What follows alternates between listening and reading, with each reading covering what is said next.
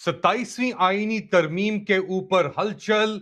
Article 243 को लेकर बहुत सारे बयानात सामने आ रहे हैं, मगर ड्राफ्ट अभी तक सामने नहीं आया।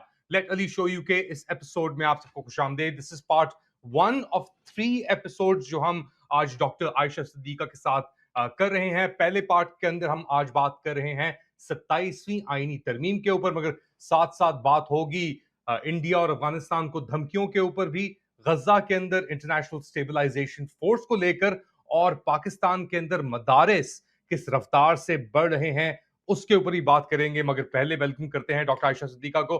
Thank you so much doctor Ayesha. ये भी स्टेटमेंट आया बिलावल भुट्टो जरदारी का, the cat so to speak is out of the bag, और कुछ चीजों ने लिस्ट की हैं। आपका पहला रिएक्शन क्या है इस न्यूज को लेकर के शायद 27वीं आईनी तरमीम जल्द ही आ रही है?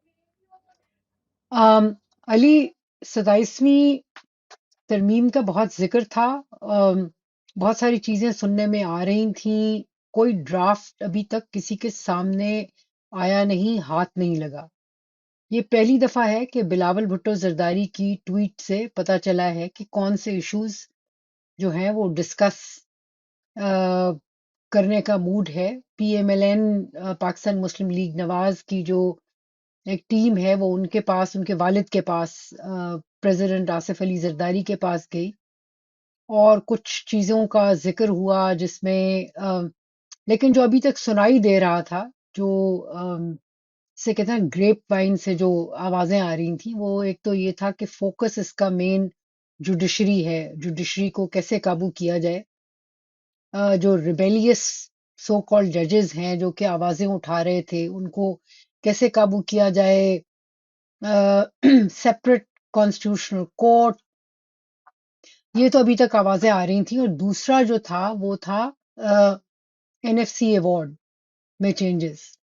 मतलब कि आपको याद रहे कि जनरल बाजवा ने तो इतने नाराज थे, उन्होंने कहा था कि जो 18वीं तरमीम है जो कि आसिफ अली जरदारी जब प्रेसिडेंट थे और पाकिस्तान पीपल्स पार्टी की गवर्नमेंट थी और उसने पास की थी, तो उसमें ट्रांसफर हुआ था। 1973 का कॉन्स्टिट्यूशन है, उसमें ये अदा किया गया था कि एडमिनिस्ट्रेटिव एंड प्रोविंशियल पावर्स जो हैं वो प्रोविंसेस को दी जाएंगी।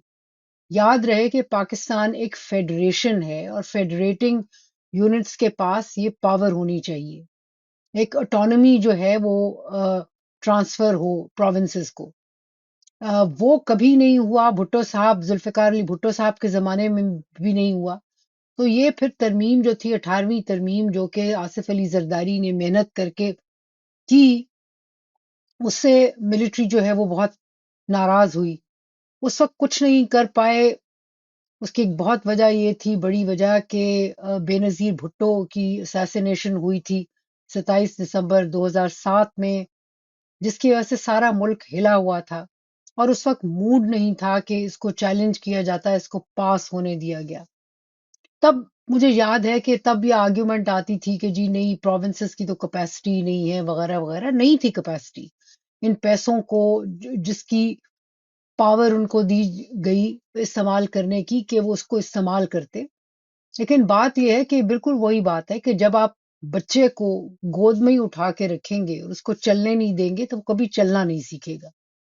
तो प्रोविंसेस को जब तक ये पावर ट्रांसफर ना होती, वो कैसे सीखते उन पैसों को इस्तेमाल करने का।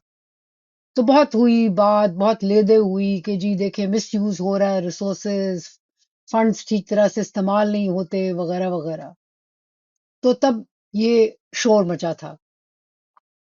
अ, फिर यहाँ तक जनरल बाजवा ने कहा कि जनाब, इससे 18वीं तरमीम से तो शेख मुजीबुर रहमान का 6 पॉइंट फॉर्मूला है, ये उससे भी ज्यादा खतरनाक है, उसकी बू आती है। जाहिर है फेडरल गवर्नमेंट के पास रिसोर्सेज कम हो गए, और जो मियां नवाज शरीफ की गवर्नमेंट थी 2013 से 2018 पीएमएलएन की, उसके दौरान होता ये था कि रिसोर्सेज जाहिर है फेडरल गवर्नमेंट को या मिलिट्री को जो चाहिए थे दिए जाते थे। लेकिन जब भी ये जाते थे फेडरल गवर्नमेंट के पास, इसहाक डार तब फाइनेंस मिनिस्टर थे, तो इसहाक डार कहते थे भाई मेरे पास तो पैसे नहीं है, ये जो आप चाह रहे हैं मेरे पास पैसे नहीं है, प्रोविंसेस के पास चले गए, मैं वहां कहाँ से उनसे लेके आऊं।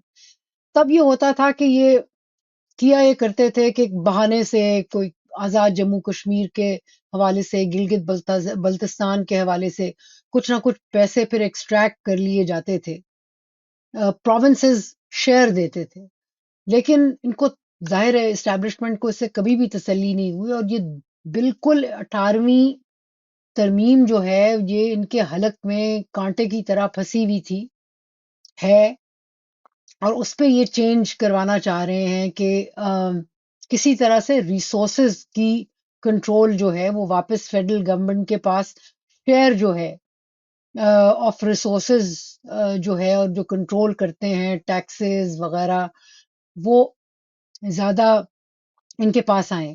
ایک چیز جو اس میں ذکر آیا ہے بلاول بھٹو زرداری کی ٹویٹ میں، وہ یہ کہ پاپولیشن اینڈ ایجوکیشن دو جو سبجیکٹس ہیں ان کو واپس ٹرانسفر کیا جائے to the federal government.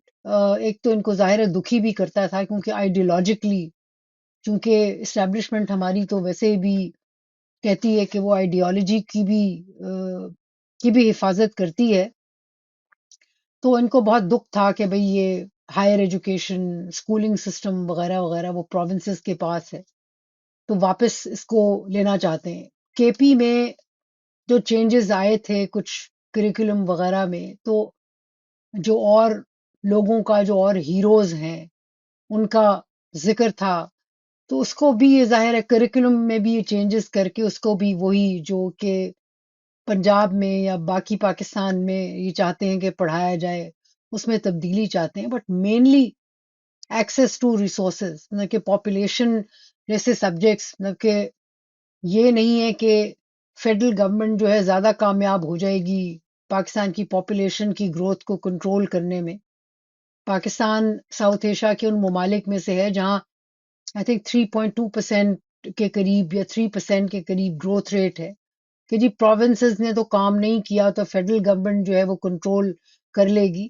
Federal government زمانوں سے یہ سبجیکٹ کنٹرول کرتی ہے پاپولیشن، لیکن کوئی خاطر خواہ اس میں تبدیلی نہیں لا سکے، اب بھی کیا لائیں گے، بٹ یہ اس کے ساتھ جو جڑے ہوئے پیسے ہیں، ریسورسز ہیں، اس پہ کنٹرول۔ آئی تھنک فائنلی جو ایک چیز ہے وہ آرٹیکل 243 کے حوالے سے ہے، جس میں پریزیڈینشل پاور یہ انکریز کرنا چاہ رہے ہیں to control the arm forces, appointment of service chiefs, chairman joint chiefs of staff committee, ان کی مدت ملازمت وغیرہ وغیرہ، اور جو ان کے پے اینڈ پرکس ہیں اس کے حوالے سے۔ And last but not the least, جی جی الیکشن کمشنر آف پاکستان کی اپوائنٹمنٹ، لیکن وہ دیکھیں اس کا اتنا مسئلہ جو ہے وہ گہرا نہیں ہے، زیادہ مسئلہ ریسورسز کے کنٹرول، کورٹ کے سٹرکچر کو چینج کرنے کا، اور پریزیڈینشل پاورز انکریز کرنے کا، یہ تین امپورٹنٹ ایشوز ہیں۔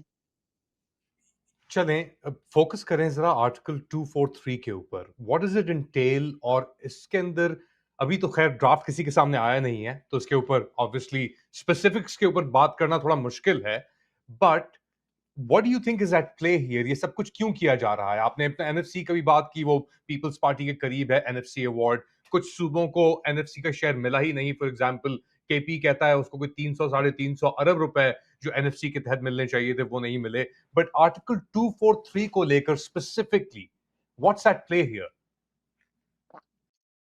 دیکھیں 243 میں میرا جو خیال ہے وہ یہ ہے کہ اب یا تو یہ ایک برائب ہے پریزیڈنٹ زرداری کو، تاکہ وہ ایگری کریں to changes in N F C award, کہ بھئی آپ کی پاورز بڑھا رہے ہیں، آپ یو آر آ مین، آپ پالیٹکس سے باہر نہیں ہیں، کیونکہ ابھی تک آپ دیکھیں کہ جو کچھ چینجز آ رہی ہیں وہ فیلڈ مارشل صاحب پرائم منسٹر شہباز شریف کے ساتھ کر رہے ہیں، غزہ کے سلسلے میں مڈل ایسٹ کے چکر لگانا، ڈونلڈ ٹرمپ سے ملنا، اس ساری گفتگو سے زرداری صاحب بالکل باہر تھے۔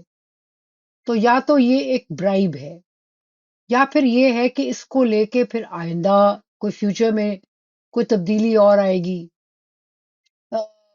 کیونکہ प्रेसिडेंशियल पावर इंक्रीज करने का तो मजा तभी है ना जब के फील्ड मार्शल साहब खुद प्रेसिडेंट बन जाए। तो अब ये नहीं पता कि अल्टीमेट ऑब्जेक्टिव क्या है, बट ये वापस आपको याद रहे कि 2008 से 2013 जब आसिफ अली जरदारी प्रेसिडेंट बने तो उन्होंने अपनी तरफ से कंसेशन के लिए और इनको कंफर्टेबल करने के लिए क्योंकि पहले उन्होंने छक्का मारने की इनिशियली कोशिश की आईएसआई को अंडर इंटीरियर लाने की, जो कि नहीं चला और एक ही दिन में वो ऑर्डर रिवर्स किया गया। लेकिन फिर इनकी तसल्ली के लिए इन्होंने जो न्यूक्लियर कमांड एंड कंट्रोल जो था वो प्राइम मिनिस्टर को शिफ्ट कर दिया। प्राइम मिनिस्टर जो था, ये पावर्स जो थी वो प्रेसिडेंट से प्राइम मिनिस्टर को चली गई, अपॉइंटमेंट वगैरह वगैरह।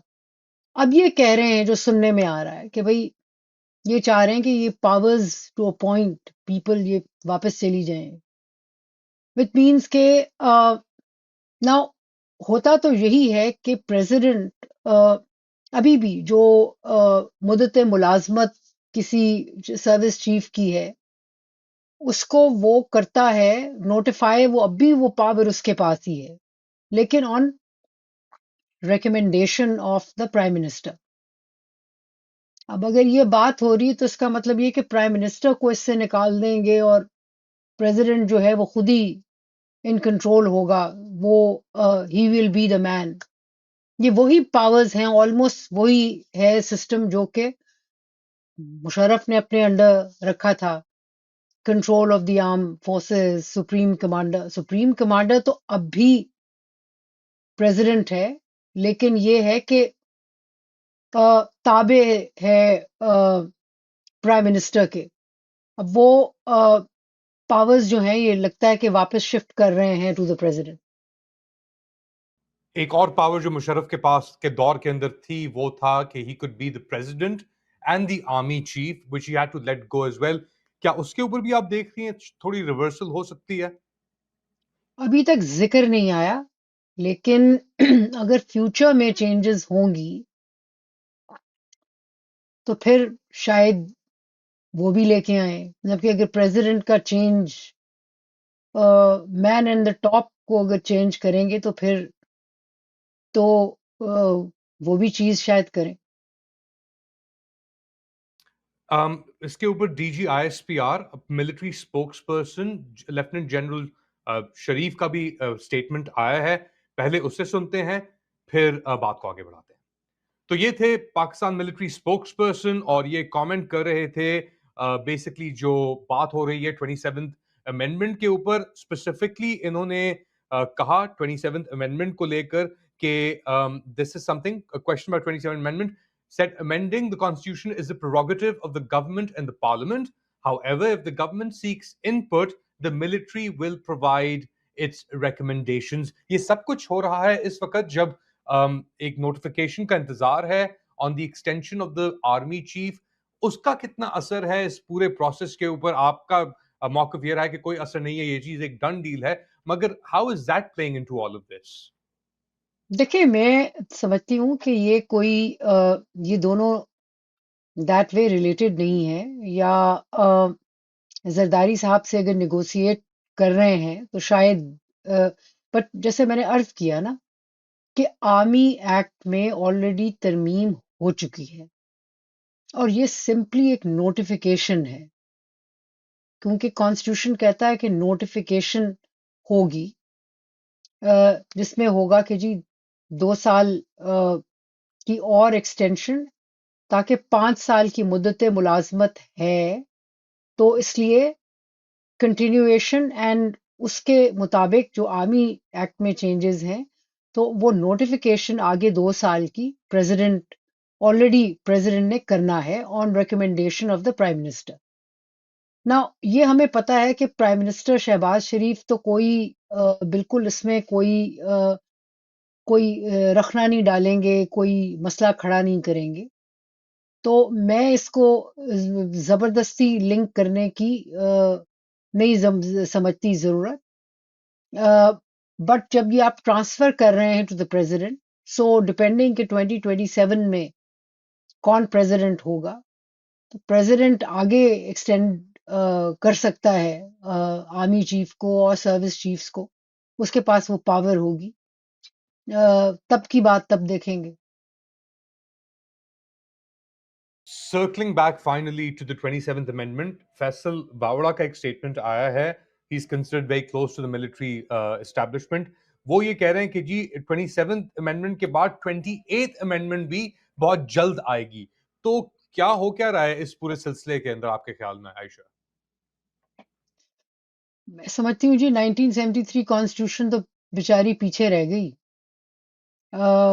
جب 28th امینڈمنٹ کیا کوئی خبر آئے گی تو پھر بات کی جائے گی، ابھی I don't want to comment. آپ کیا سمجھتے ہیں؟ آپ کو کیسا لگا یہ پروگرام ڈاکٹر عائشہ صدیقہ کے ساتھ؟ Do like subscribe and share this content. تھوڑی دیر بعد دوبارہ حاضر ہوں گا اپڈیٹ کے ساتھ، تب تک کے لیے ٹیک کیئر.